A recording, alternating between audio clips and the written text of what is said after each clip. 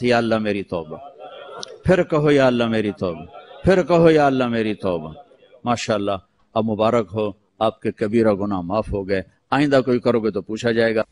قرۃ اعین وجعلنا للمتقین اماما ربنا لا تؤاخذنا ان نسینا او اخطأنا ربنا ولا تحمل علينا اصرا كما حملته على الذين من قبلنا ربنا ولا تحملنا ما لا طاقة لنا به واعف عنا واغفر لنا وارحمنا انت مولانا فانصرنا على القوم الكافرين۔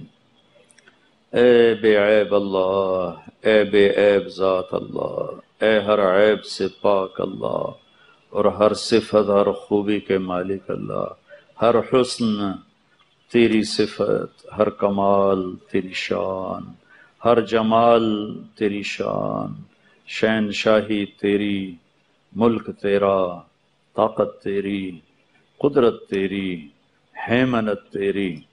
ہم یہ تیرے عیبدار بندے، عیبدار بندے، گناہگار بندے بندیاں، یا اللہ اپنے گناہوں کے ڈھیر لے کر، اپنی ندامتوں کے آنسو لے کر سب نے مل کر تیری بارگاہ میں ہاتھ اٹھائیں۔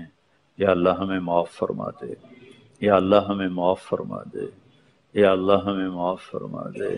اے میرے مالک، میرے مالک، تو نے سمجھایا ہم کوئی نہ سمجھے، تو نے روکا ہم کوئی نہ رکے، تو بلاتا رہا ہم نے پلٹ کے نہ دیکھا۔ آج تیرے در پر اپنی نوجوان نسل کو لے کر ہم آئے ہیں۔ اللہ یہ ہمارا سرمایہ ہیں، یہ ہماری دولت ہیں، یہ ہمارا دھن ہیں، یہ ضائع ہو گئے، اللہ ہم بھی ضائع ہو جائیں گے، یہ بن گئے تو یا اللہ ہم بھی بن جائیں گے۔ اے میرے مالک، لیکن بنانا بھی تیرا کام ہے، سدھارنا بھی تیرا کام ہے۔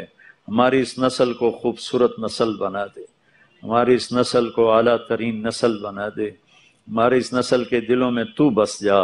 یا اللہ اس دل کو جو گناہوں سے بھرا ہوا ہے پاک کر کے اپنی محبت کا عرش بنا دے، اپنی معرفت کا عرش بنا دے، اپنے حبیب کی محبت سے بھر دے، اپنی محبت سے بھر دے۔